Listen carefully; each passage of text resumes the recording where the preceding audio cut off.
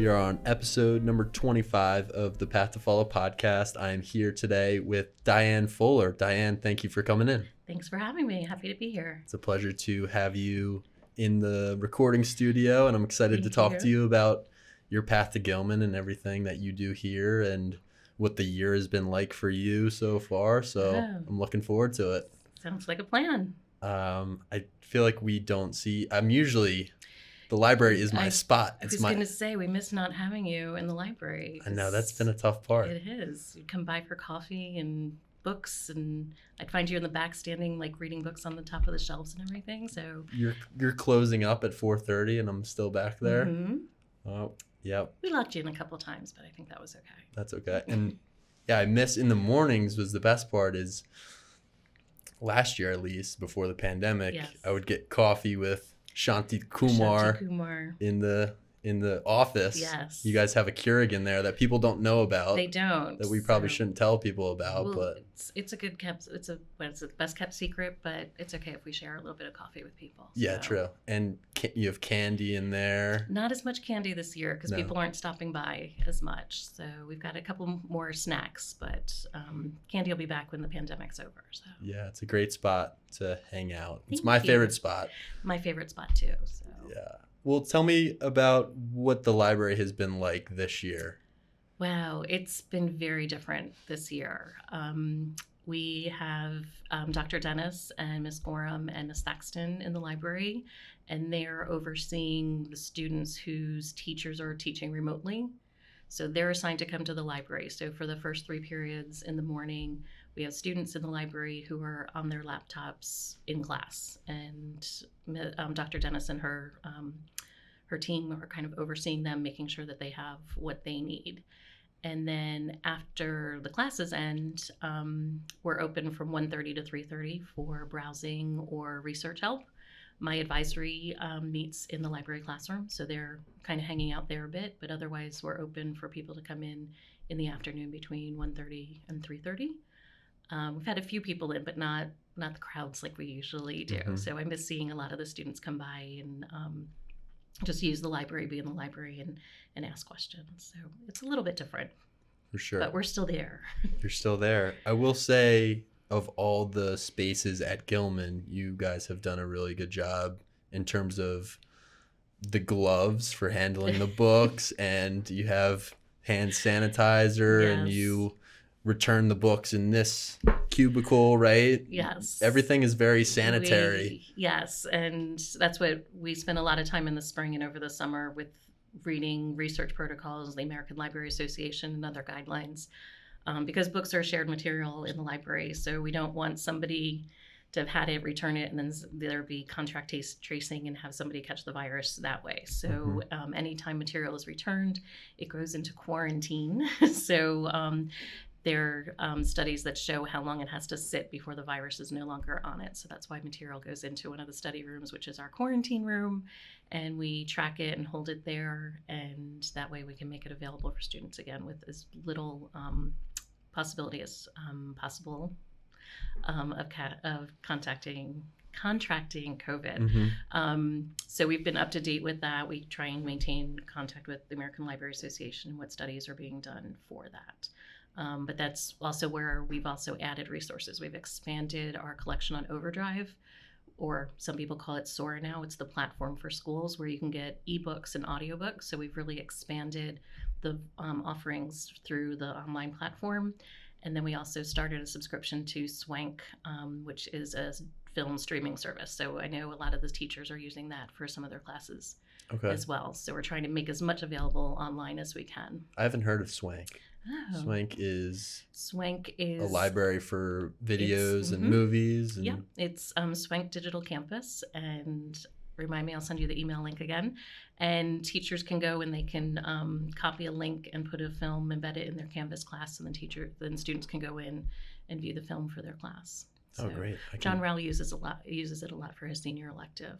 Oh, right, his film his film studies class. Yep. Okay, well that's great to know for me in terms of my classes, because that's something that I've been struggling with. I usually show movies and clips in physical class, but it's been hard to do that over Zoom a Yep. little bit, but I would love to check Yeah. out Swank. Swank. And even personally, like I was thinking, because in your office in that back, you have every movie DVD in the filing cabinets Yep. that was ever made, and it's Well, like not everyone that's ever made. a lot but of we them. have a lot of them. A lot of them. And I'm like, do I need to just, go into a time machine and just buy a DVD player so I can watch some of these movies? Because, Well, we do also have a portable DVD player that you can rent and hook up to your laptop. So I've definitely checked that out a few yes. times.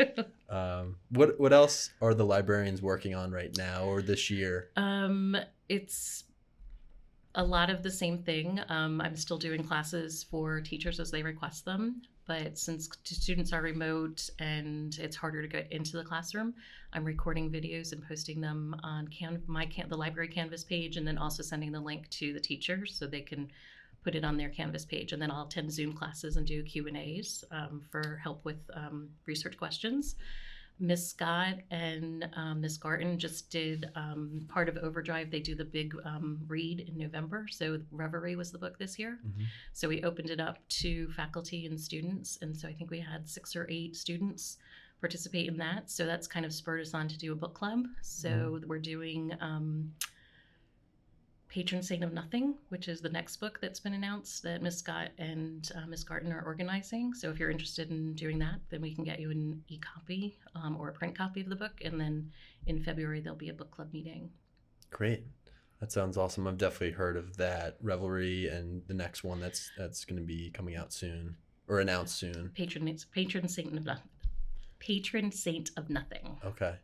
How do you select books for that book club? Is it just what's popular, or do you guys read certain books and then decide, or how is Revelry and how is Patron Saint of Nothing decided? Good question. Reverie was decided because that's what Overdrive announced that they were doing for the big read, and it's a national program that they do with all of their schools that are part of their system. So that one was decided. So we joined that, and then Patron Saint of Nothing. Miss Garten and Miss Scott took a look at some of the newer books for YA young adult and ones that sounded really interesting and were getting good reviews. And we polled the students that had read Reverie to see which one they wanted to read. And unanimously, they all picked Patron Saint of Nothing. And I've been curious to read it, so I was kind of excited that they picked that one. And so that's how we picked that one. And then the next one after that will probably be, again, talk with the group, take suggestions of what people are interested in reading. Mm-hmm. So from what I understand, you are very much interested and almost expert in young adult YA books. And I want to talk about that because before the podcast, I was thinking, it's like young adult books, YA books. Yep. Do I read young adult? And I was looking through the list of young adult books, and that's how I really got into reading itself and interested in English and interested in literature is from reading so many young adult books growing up. And I have so many favorites that just came back into my memory from looking up some of those examples. Do you know what book is considered the first YA book, even though it wasn't marketed that way because they didn't have the term at the time? I don't. Catcher in the Rye.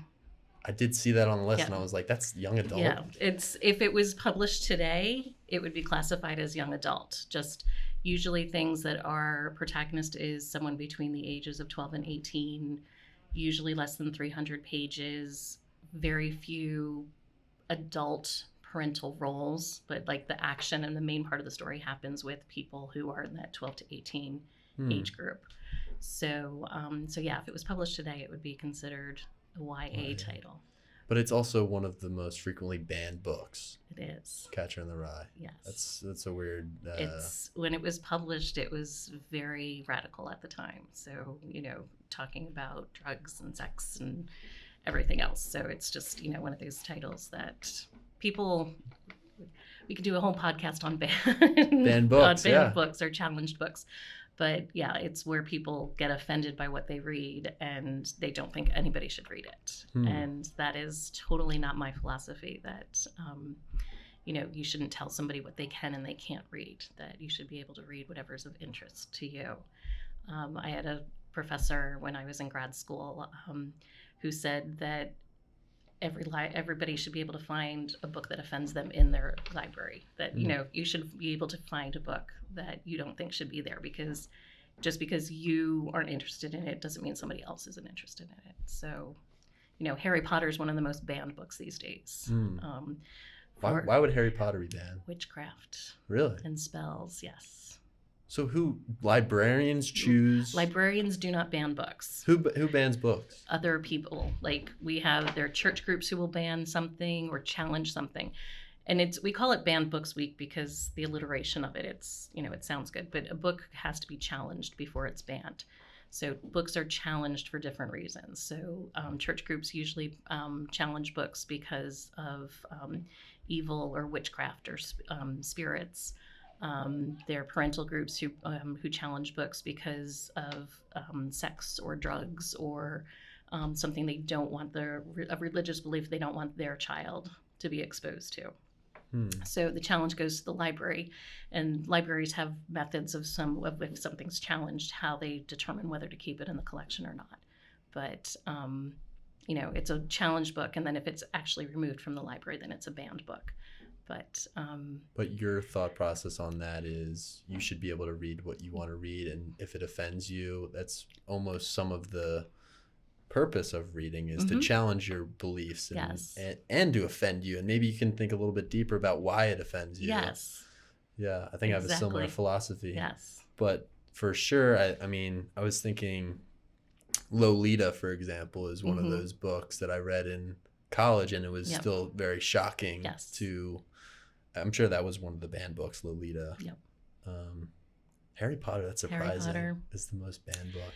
If you want to go back to your elementary school days, Captain Underpants is a challenged book or a banned book. So that was a great one too. Yeah, there are a lot of great books that have been challenged or banned. A lot of my young adult reading, and it's funny because I like dogs, but I'm not the biggest dog person ever. Okay. Like, I have no desire right now in my life to get a dog because I'm just trying to take care of myself almost, and I don't need to go home and let out my dog every couple of hours. Or worry that you don't get home in time to take them out. And do you have a dog? No. You don't? Yeah. I grew up with them, but I don't have one right now. I have no desire at all. You can have your dog, and I'll pet your dog, and I'll say hi, but I'm not going to get one anytime soon. But my young adult reading, all of those books had dogs in them. Like, I loved Old Yeller, Sounder. I was looking at the list last night. One of my favorites is called Where the Red Fern Grows. Do you know that one? Wilson Rawls. That was, I think my dad read that too, and we both loved that. But so many of them had animals. That's interesting. I never thought of that. Yeah, I don't know. I think Charlotte's Web, another banned book, but with animals. Charlotte's Web's banned too. Really? So many books that you would never think. Why is Charlotte's Web? Because of talking animals. Really? Yeah. That's absurd, though. That's. I guess everyone can find a problem with. If you look hard enough, yes, you can. So where did your interest in young adult books, or that's your specialty, right? That's where you. Wow, I'm not sure if I would have called it my specialty, but it's definitely an area of interest of mine. And long story, so if I go too much into rewind, as my brother-in-law calls it. Go ahead, please do. Let me know. But I always loved reading as a kid, and Beverly Cleary was one of my favorites. That's a great one. The Nancy Drew books, Judy Blume, very popular with adolescent girls. So I was always reading and always in the library, and getting into a little bit of how I got where I am now. When I was in college, I was a broadcasting and film major. I was going to do TV production, but didn't like California, and per diem work in New York was really hard to come by. I grew up in New Jersey, so I'd go into New York. But then I got a job at Forbes magazine in their archives. And so I was in charge of their audio video collection.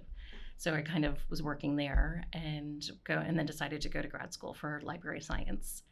And through subsequent jobs, I won't go too far into detail, I used to work at the University of Maryland, Baltimore campus. And so a lot of heavy research-based work that I was doing, and was getting a little bit burnt out. And then my sister sent me the job posting for here at Gilman, and just sounded really excited about the opportunity and the position. And so when I got here, I had been so concentrated into health sciences and working with nursing students that it was refreshing to just be able to read for pleasure again. So then I started reading more young adult literature, figuring working with high school students that would be what they were reading. So the very first book that I read that summer was Traveling Light by Katrina Kittle, which Dan Christian, who used to be on the English faculty, you probably heard his name mentioned before. I think on every podcast, Dan Christian has been mentioned. Oh, really? We need to get him on here. I'm not completely up to date on the podcast, but I think you're right. I think he has been mentioned. Everyone has a story about Dan Christian, yes. or he's influenced everyone in some way. So he's a legend. Yeah. So we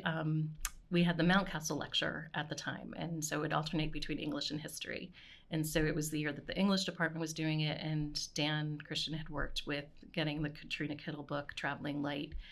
And I was just so amazed by the book and the writing that it was in. And it wasn't a typical story that you would think high school students would be reading and high school boys would be reading.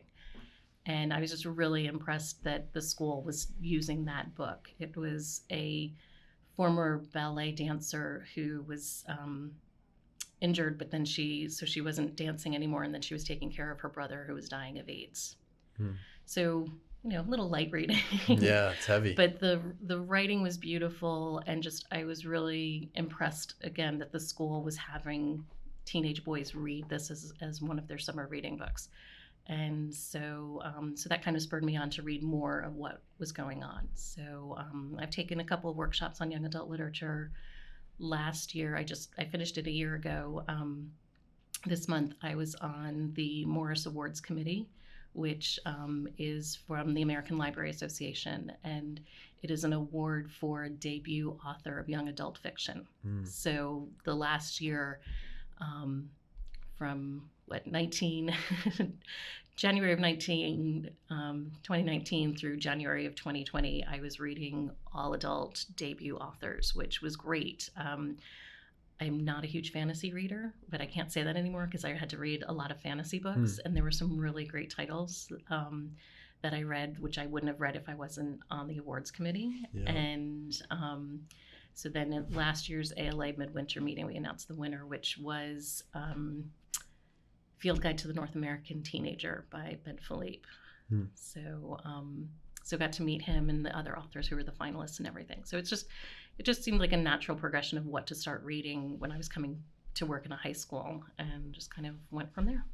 How has your reading and investment in young adult fiction maybe caused you to see boys, or the boys at Gilman, or adolescent boys in a different way, or maybe like a closer look at boys? Because I feel like if you're reading that much young adult literature, you're maybe changing your viewpoint and perspective on like young adults, really. That is a great question. Yeah, especially working at a school like this, Wow, now I'm going to have to think about this.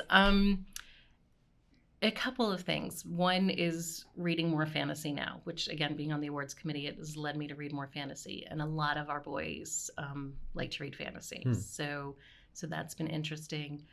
Trying to expose myself to different types of boys. Reading books by Walter Dean Myers, who tends to write about inner city youth, usually tied to some sports program. So I've read books where he's written about basketball players. He wrote Monster as his favorite one, famous one, right? Yeah.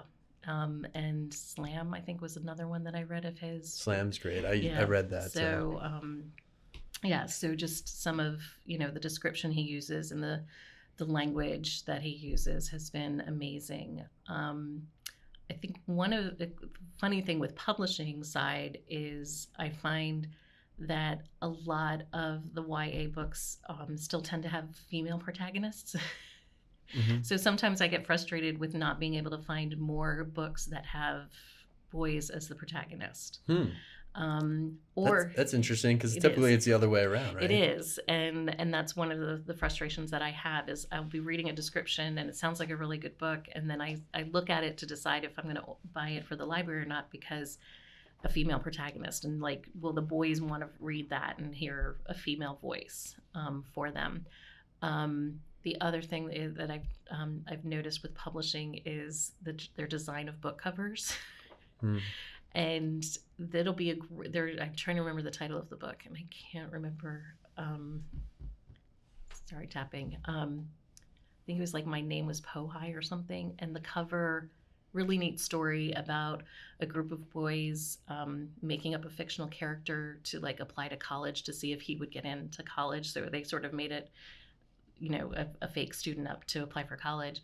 But the cover was like pinks and purples, and I'm like, no teenage boy is going to want to like be seen reading a book with the pink and purple cover. Yeah. So when I go to the library conference, I'm usually like talking to the publishers about, does not think of design when you're, pushing books for boys, because I mean, people say don't judge a book by the cover, but when I'm in a bookstore, I'm judging books by the cover. Yeah. I'm trying to figure out what's appealing to me. Mm-hmm. It's like, it's true in some cases. Maybe not with people. Don't judge people by what they look like. Right. But for books, you have to at least interest me with the cover. Exactly. And I'm guilty of the same thing, where it's, the cover is going to grab my attention. And so it's going to make me pick up the book to see if I want to read it or not. And I actually brought one of my favorite books with me that I've read since I started at Gilman is called 13 Reasons Why by Jay Asher. Not the Netflix series. The Netflix series, I stopped watching it because it was ruining the book for me. Really? So, yeah. I don't know if you've read it. I have not. I think I've seen so much of the Netflix series. So for me, when I first read it, it was amazing for me reading the book. And while the book centers around a young girl who commits suicide, but it's and I'm drawing a blank on the character's name, I'm sorry, but it's a student a boy in her class. She recorded audio cassettes or cassette tapes with reasons for why she committed suicide.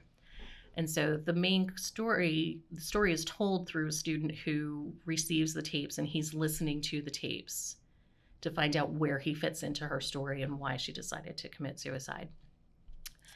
In the tapes is his story is in the tapes. Okay. So, it's a more positive story in her life story, but he has to listen to all of the tapes to find out why he's received them.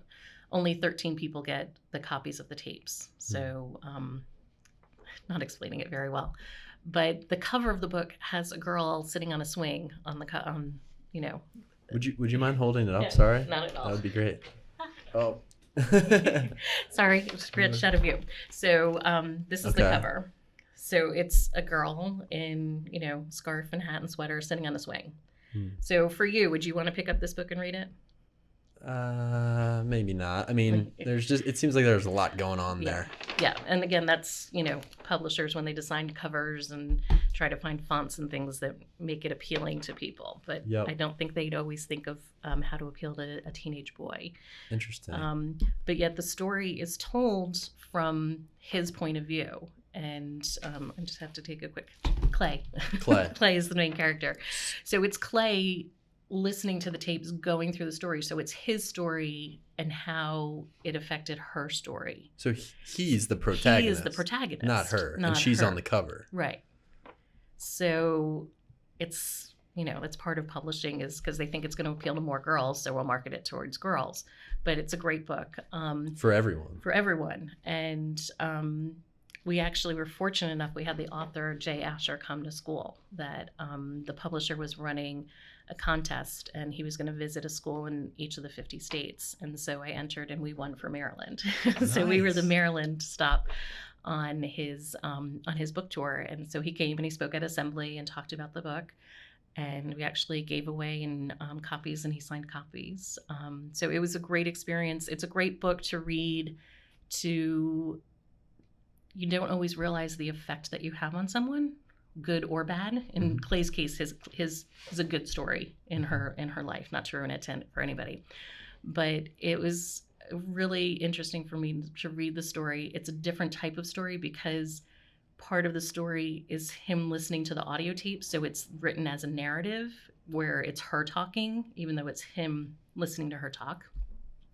But just to hear the impact of what you say or what you can do, what you do to someone has an effect, whether you realize it or not. And he had a positive impact on her. Okay, that's good. On her, yeah. And that's where the Netflix series, I only watched half the episodes because then it started to divert from the book and I wasn't enjoying it. And in the Netflix series, they show her suicide. And in the book, they never, you know, she committed suicide, but you never know how, or it's not graphic. And in the series, it was. And then the series continued for subsequent seasons. So to me, it took off from the book. So that's why I didn't get into the Netflix series of it. But it was a great experience having the author come. And that's another thing I love about what I do, is getting to meet authors and talk about the work that they do. And been fortunate enough to be able to bring authors to campus that Jason Reynolds and Brendan Kiley, who wrote All American Boys, which was a summer reading one year, they came and spoke on campus. The middle school has a Kwame Alexander come in. We have Carol Boston Weatherford coming next week and on January 27th to do an assembly. So it's great, the authors that we've been able to bring by. It sounds, Jay Asher, you said his name was? Jay Asher, yeah. I mean, what amazes me is how someone can put together or drum up an idea like that, especially if you hadn't lived through it or it wasn't in your reality in some ways, how your imagination can lead you to put together something like that. I don't know if he probably had a few leads maybe in his life, but who knows? Yeah. But still, like the imagination it takes to write a book is insane. It's amazing. Like, I mean, that's why I'm a librarian and I'm happy to share books, but I'm not an author. Yeah. Wow. What made you, or what inspired you to become a librarian? I know you said that you've always loved reading growing up and books have always been in your life, but when was it real to you that you wanted to pursue this profession? Good question. Like I said, I started working for Forbes magazine in their archives department, overseeing their audio and video collection, which I thought was related to my undergraduate experience. And I really enjoyed it. But then I got more involved with things, filling requests that, the family would, we would get requests for pictures from the family. And then Steve Forbes, one of the sons from the company, he ran for president in 1996. I'm dating myself. He was running for the Republican nomination. And so his press office would contact the archives. So I was working a lot with his press office to fill requests and do research on the family and photographs and everything, and was really enjoying that. And it was actually my supervisor, who the archivist, who suggested that I go to graduate school. And I knew I didn't probably want to stay in archives specifically, and library programs usually include archives. Like you can go in and study archival studies or library studies. And looking at it, I realized that when I was in school, I was always going to the library. I was always, in between classes, I'd go hang out in the library.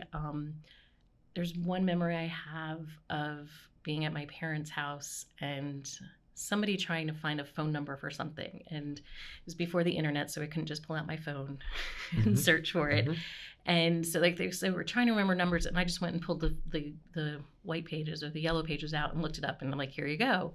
And it's sort of like that clicked to me, like, oh, I can do this. Like I never thought of being a librarian as a profession. And it was only as I was working in archives and doing it that I realized, no, that's a profession. That's something you can do. So I grew up in New Jersey, so I went to Rutgers and got my MLS. And from there, I was working full-time and going to school part-time because the archives was located in New Jersey. But then they were moving the archives into New York and decided that working full-time, commuting to New York and going to school was too much. Yeah, too much. So I left the job and finished my degree full-time, worked part-time in the Alexander Library on New Brunswick's campus. Worked with some great people there, was an adjunct for a while. They had people on sabbatical, so I finished my degree and worked there just doing reference work in the library and loved it. So it was job hunting. I got a job in Alexandria, Virginia for an association in their library. Position wasn't exactly what it was. It was a new position, and then it sort of was evolving into publishing, and I didn't want to get into publishing. So job hunting, I found the job at University of Maryland, Baltimore, and was there for about 7 years. And I started at Gilman in August of 2006. Did you know anything about Gilman before you came here? No. You said your my sister gave you the newspaper? Yeah. Did she know about Gilman, or was she it just? Did. Oh, she no, did. She did. Growing up in New Jersey, I have 3 sisters. So she went to Loyola College, Loyola University now, and she met her husband, so she stayed. He's from Baltimore. Gotcha. He did not go to Gilman. So he was aware of Gilman. He went to Loyola Blakefield, and so she was here. So I loved moving to Baltimore and watching my nieces grow up, and so she knew I was looking for a new job. So she saw the posting and she sent it to me. And John McGill was the headmaster at the time. I interviewed with John Schmick, who is the assistant headmaster, and was thrilled when he called and offered me the position. And the rest, as they say, is history. So yeah. What was the library like when you first came in, and maybe like how has it changed over your time here? I'm sure it's changed a lot. It has changed a lot. My first year is the year that Carey Hall was going under renovation.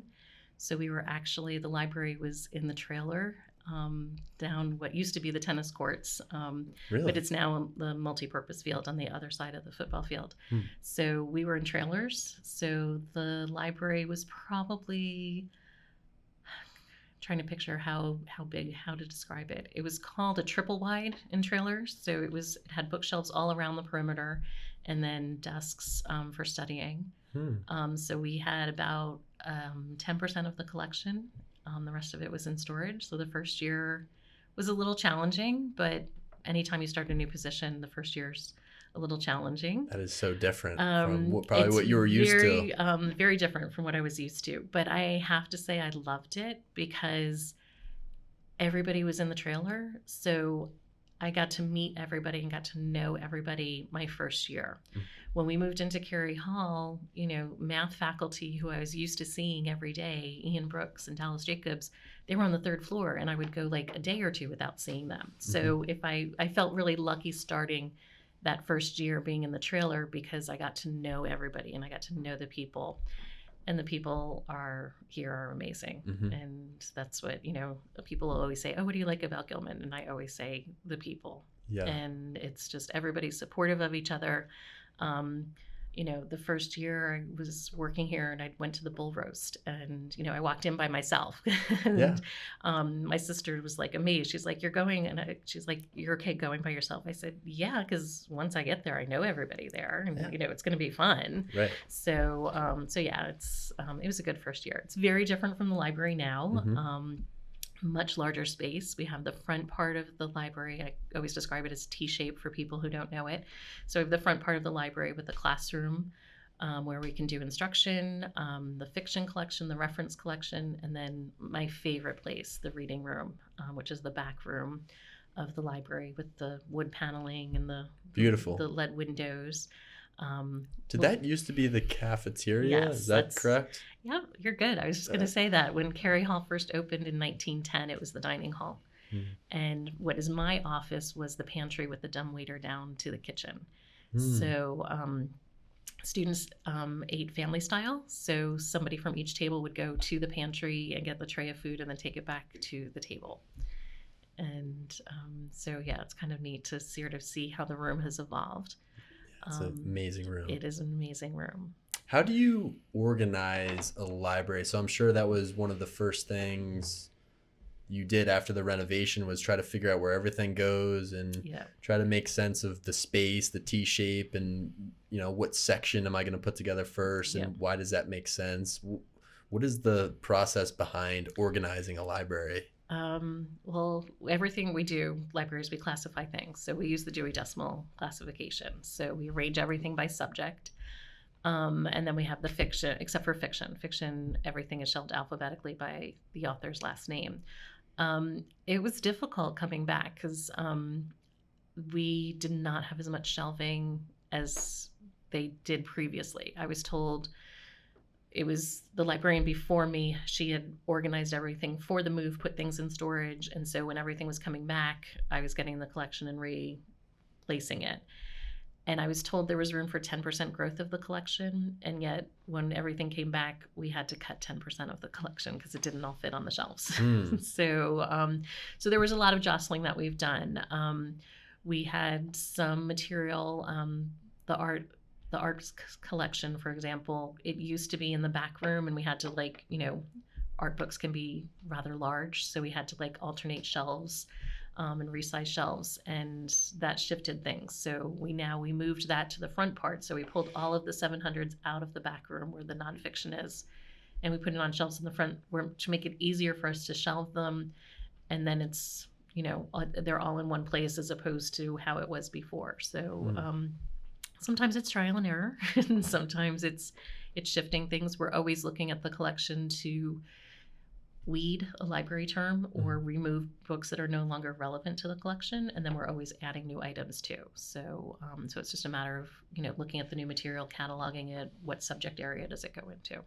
How often do you order new books and what, I don't forget where your term was for that, but add to the collection?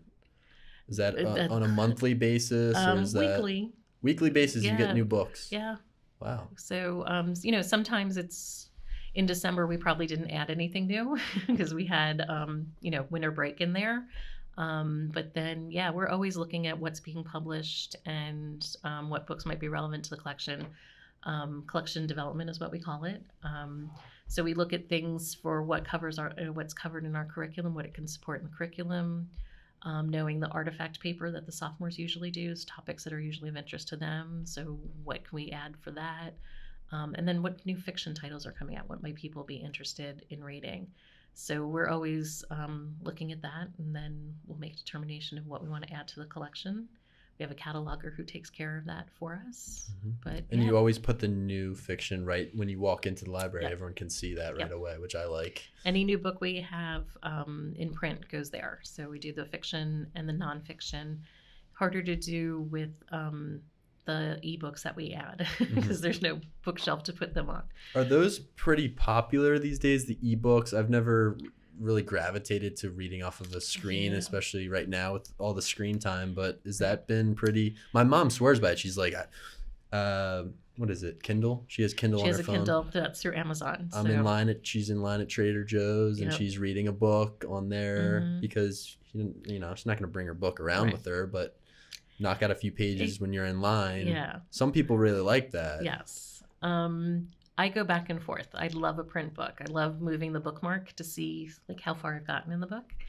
But I have gotten more used to having an ebook as well. Ebook is great when I was traveling. Is it a Kindle? I have an iPad. Okay. And then I use the Overdrive app on my iPad. And it's great because carrying my iPad, which lets me have my music and check my email, I can carry 10 books with me. So it's, it's a lot easier to do it that way. It's interesting. Gilman, especially in the upper school, not huge numbers for the ebooks. And part of us is that interest, or is it just that they don't know that they're available? So we're trying to make people more aware of the ebooks. Lower school since the pandemic, since we closed last March, ebooks for the lower school have exploded. They're really, really popular. Wow. So for younger kids, for that's younger kids, yeah. So it's easier. They can check them out and they can return them right away. They're not able to come in and have checkout time in the lower school library like they did before. But it's a way for them to get new books. Gotcha. So, but overall for ebooks with the pandemic, I think the latest I heard was that ebooks were up 40%. Most people still prefer a print book. And we did a study a couple of years ago asking Gilman students, and overwhelmingly they preferred a print book to an ebook. Yeah, I would have to agree with that. I don't know. I just like getting my eyes off the screen for a little bit. I like holding the physical book. I don't know what it is, but it's great to have. Do you like the options. smell of a book? Some people like the smell of a book. So yeah, maybe a new book. I think Justin Baker was saying he likes the smell of books too. I think for sure. I like the smell of new books. I don't know. I just like the physical. It's in my hands. I see where I am. That's what I said. It's like the Kindle will tell you you're 56% of the way through the book. What does that mean? Yeah, but I'm like, I'd rather know that by holding the pages. And it's much easier, I had the 13 Reasons Why, like, I could flip open and get the character's name, as opposed to the, if you want to remind yourself, you can flip back pages, and it can, an ebook, it's much harder to do that. I do like audiobooks, though. I do have Audible as a source of audiobook, and Cesare hooked me up. So I'm reading Green Lights right now with Matthew McConaughey. I've told you that I love this. It was in my book order I submitted today. So we will have this in the Gilman Library. I usually, if I like a book this much, I usually just finish it up in a couple days, but I've got like 20 more pages left. I'm savoring it. I was going to say, you're savoring it. You're trying to drag it out as long as possible. He's an awesome guy, though. And the thing I like most about this book, without giving too much away, is his life was just a series of random, like someone said, hey man, like your short stories or you're writing in your journal a lot. Like he's written in his journal for 35 years or something. Oh my gosh. Every day. Like he doesn't miss Every a day. day. He doesn't miss a day. He didn't miss a day in 35 years writing in his journals. Wow. So when he was going to write this book, he told his wife, he's like, I have a crate, and they would bring the crate of journals wherever they moved and wherever he was shooting his movies.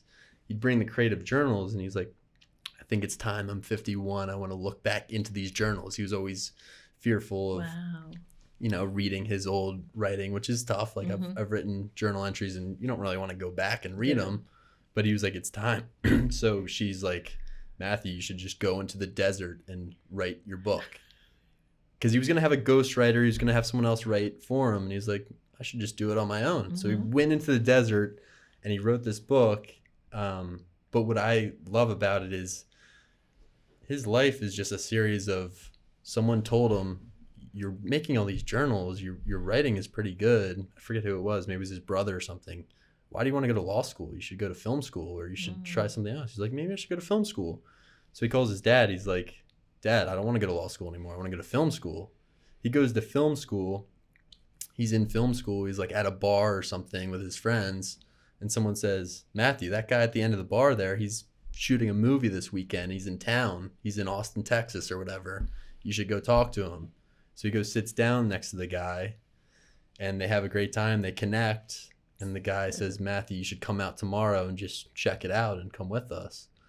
And comes out the next day. He's on set, and they're like, Matthew, why don't you try this out? Why don't you, test out this scene and see what you have? Is this the all right, all right? Yeah, and he says, all right, all right, all right. First line, just spits it out off the cuff, and like the most perfect thing you could say in that moment, because bam, he was, he's in Dazed and Confused now. That's the movie he's in, and now he's famous overnight almost. Like it was just those series of events that you can't predict. That just happened. Yeah. Just random. And I did a bad job with the all right, all right, all right. But when you first told me about the book, I went on to order it, and there was an audio copy, and he's reading it. Yep, that's what Cesare. And it was amazing. Like it ended, and I'm like, no, I want more. Yeah. So I think whenever you can get a book where the author reads it, it's so much better. Mm-hmm. For sure. And like just his voice is incredible anyway, but to hear him reading from what he's written from his journals is just, it means that much more, because it's coming from him. It's personal for him. Mm-hmm. Going back to the YA, one of my favorite audiobooks was Long Way Down by Jason Reynolds. I'm a huge Jason Reynolds fan. Jason Reynolds, okay. He could read the phone book and I would be happy. Really? Yeah. He's just got this amazing voice. And so he wrote the book Long Way Down, and he read it, and it's a book that's told more in verse, so it's more like a poem, and he reads it, and I don't think I would have gotten as much out of it if just some other narrator had read it, or even if I had just read a print copy on my own, because it's a powerful story, and as the author reading it, it's when you're reading the poem, and it's like, oh, am I pausing at the right place? Am I doing this? And so for him to be reading it, and he did a little Q&A afterwards, and he said that he didn't want anybody else to read it, that he wanted to do the audio version. Yeah, when it's your voice, I think it comes through more authentically maybe than if someone else was just reading your work. So I do like listening to him. But the thing is about this book with McConaughey is like he has like his journal entries throughout. Like he's a big fan of bumper stickers, so like he'll scatter these like little bumper stickers and whatnot and fortune cookies. And yeah, you're not gonna get that out of the audio, right? These little segments, you actually might, but like he has got little pictures of he worked at a bar and he met someone. There's so many random events in his life that just changed his direction, and he scatters it throughout, and the fortune cookies and they're just cool. I like his little writings throughout it. So can't wait to get the book in next week. Yeah, for sure. You brought another book too? You brought 2 books in today? I did. And Jodi Picoult's Small Great Things. She is an author that I've read a number of her works, and you were talking earlier about how do you think up a story, and she is one that I'm always amazed. She takes topics that you would not think that you would want to read about, and she just writes them with some of the language is beautiful, the clarity of the characters, and it just makes you at least for me, it really has an impact. And this is one of her, it's not her most recent, but again, story-wise, it is a Black nurse who works in obstetrics. So she takes care of women who are going through labor and then the babies after they're born. And so she goes in to take care of, she comes on duty and she goes to take care of a family, and she is then told by her supervisor that she is not to touch the baby. Turns out that the parents are white supremacists. And since she's Black, they do not want her taking care of their son. And something happens on the floor where she is the only nurse on the floor, and he goes into distress. And so she goes to take care of him, but then stops because she's been told that she can't. And another nurse comes in at the point where she's pulling back and not taking care of him. So the other nurse takes care of him, and the baby dies. So then she is sued by the family for killing their son. Oh my God. So this is, the topic, and you think, where do you think of this, and why would I want to read this book? Yeah. But the characters that she develops are so well defined, and so she comes across as so real. So the nurse hires a white woman to be her defense attorney. And so the attorney talks about the fact that it is, the legal aspects of the case, and that it's not about race. And the nurse is saying, no, it is about race. And it's just this one scene in the book. It's so powerful that the nurse gets her attorney to go shopping with her. And so they walk into a store like Marshall's or something, and the nurse is followed throughout the store. And when she leaves, she's asked to show her receipt before she leaves. The lawyer goes through, and she's hungry, so she opens up a can of, popcorn and is eating. She pays for her stuff, and then she leaves, but she's not asked to see the receipt. And it's the lawyer seeing everything that her client, the nurse, is going through, that makes her realize it is about race. And it was just such an eye-opening experience for me, for something that I don't have to worry about.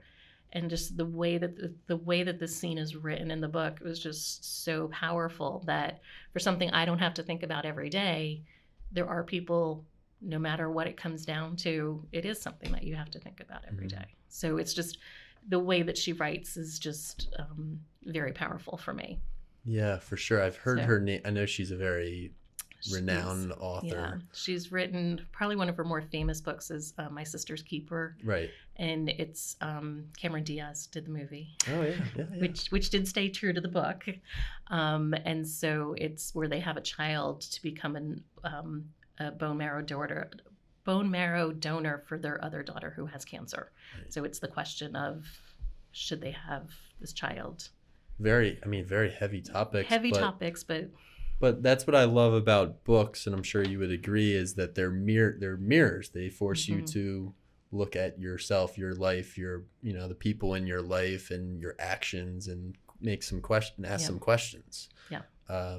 And they're also, I'm sorry. Yeah, and they're also the story, and they're, Mm-hmm. you know, they hook you with the characters, and there's just so much to reading that I don't know if you can find even with TV series and movies. It's just it's an experience almost, because you're actively involved in it. Right. And you're the one reading it, so you're taking it in, you're filtering it through your experiences. When you're watching a film or a movie, it's the director interpreting the script, and so you're kind of looking at it through their how they see the script. Are you a big movie TV watcher too, or would you much rather read a book? Really, are you? Depends on my mood. Okay. So no, I'm a huge TV fan. Used to be more into film than I am now, and I think it's just as I've gotten older and movies gotten more expensive and see all the special effects and everything. Series are more popular, I'd say, today. Like I think people are more into TV, and especially with Netflix doing series and Hulu doing series and everything. But anything you've seen recently that you would recommend? TV show, series wise, movie wise, like on anything, or like broadcast TV or something. Whatever you like. I am a fan of The Crown. Although this last season was not my favorite. Okay. And I like Claire Foy as Queen Elizabeth better than I liked Olivia Colman as Queen Elizabeth. I enjoyed, I do not play chess, but The Queen's Gambit was awesome. I've seen a few of those episodes. The acting was just incredible. Yep. And then I'm not a huge cook, but I like cooking shows. I like Top Chef on Bravo. I've recently found Supermarket Stakeout on the Food Network. So I'm very eclectic. It's like kind of depends on what mood I'm in and flipping around. If Apollo 13 is on, I stop and watch it. Really? Okay. The Martian's starting to become like that too. Yeah. So. Yeah, I might have said this yesterday, but my problem is browsing. I'll spend more time browsing than actually watching. But I am getting into cooking a little bit, so I might check out some of those. Yeah. Blue Apron. Sarah Lloyd gave me a free Blue Apron, so I've tried it out. Now I like it. I cooked Thanksgiving dinner for myself the first time. Usually, pandemic, I was did not go to family. We all socially distanced, and so cooked turkey dinner for myself the first time. How was that? It actually came out pretty good. Great. I forgot the sweet potatoes though, so. Now it's going to be expected on a yearly basis from the family. I sent my family a picture of my Blue Apron meal, and they're like, "Why don't you ever cook at home?" So now, well, no, I've sort of inherited Christmas because my father passed away a couple of years ago, and he had always done Christmas dinner. So for some reason, the first year I kind of did it. I think because I'd always saw how he did it, like. The traditional English roast beef, Yorkshire pudding, and everything. So, so I did it the first year, and now I've sort of everybody's like, okay, you do Christmas. It's expected. It's an annual thing. Yep. So. Awesome. Well, Diane, I would like to ask you one question about just as the role of director of libraries here at Gilman.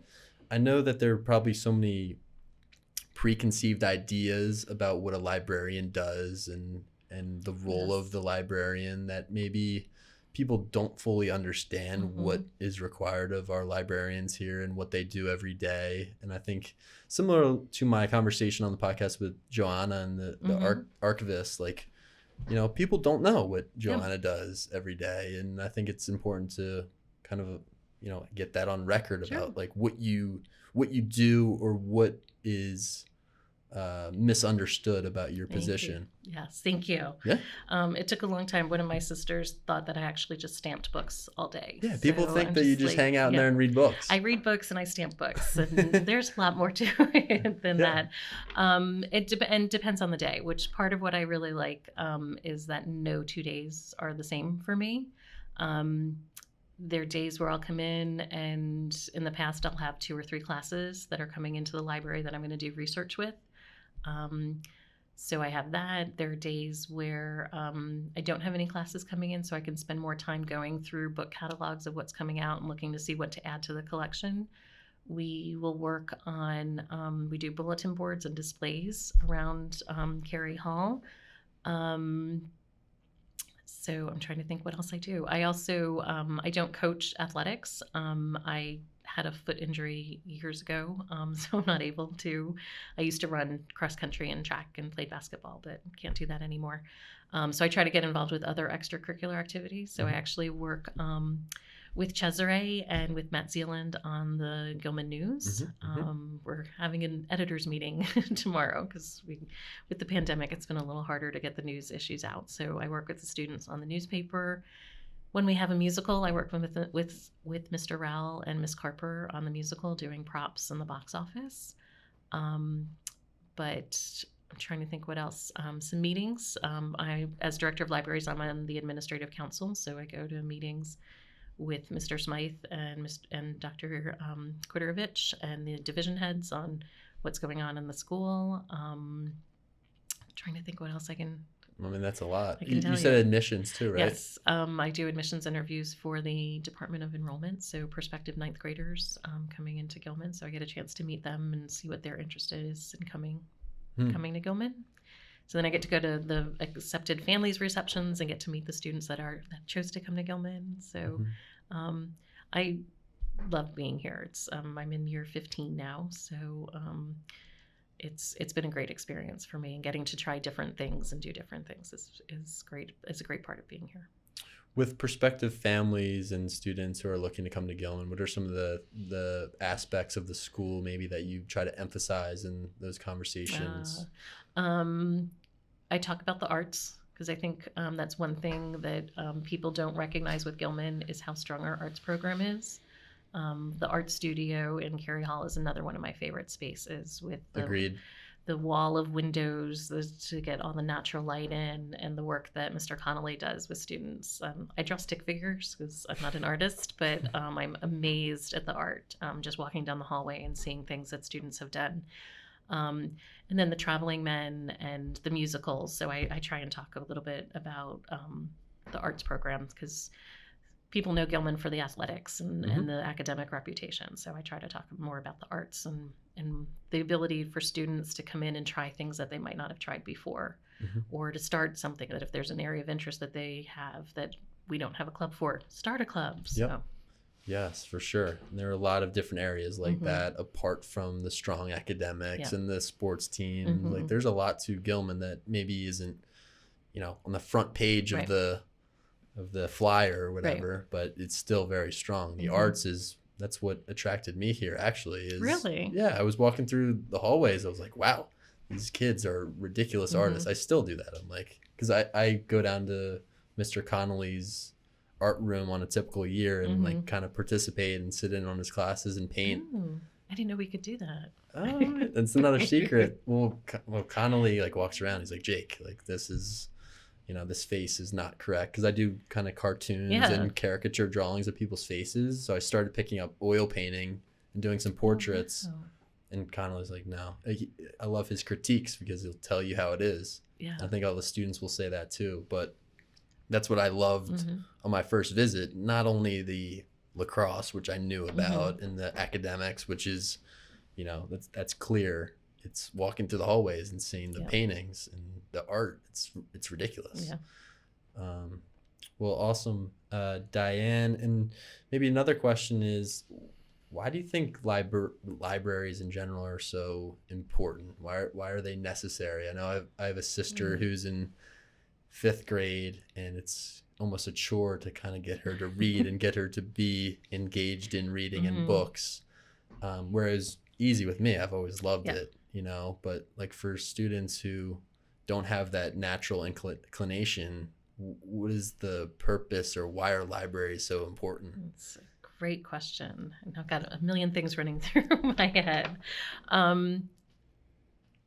I don't really feel bad for kids these days, but I do feel bad for kids these days because I didn't grow up with an iPhone or a smartphone. So we went outside and played, used our imagination, didn't have satellite TV or streaming TV or anything. So for entertainment, picking up a book was very natural. So I think, to have your sister in 5th grade right now, she's distracted by too many things. So, you can play games on your phone and you can watch videos on your phone. So I can understand the inclination. iPad, Disney Plus, TikTok, Everything. Yeah. So it's always, and librarians take it as a challenge because I mean, how many times those students have said, "Oh, I don't like to read anything. There's nothing that's interest of me." And I take that as a challenge because I'm like, no, there's something out there for everyone.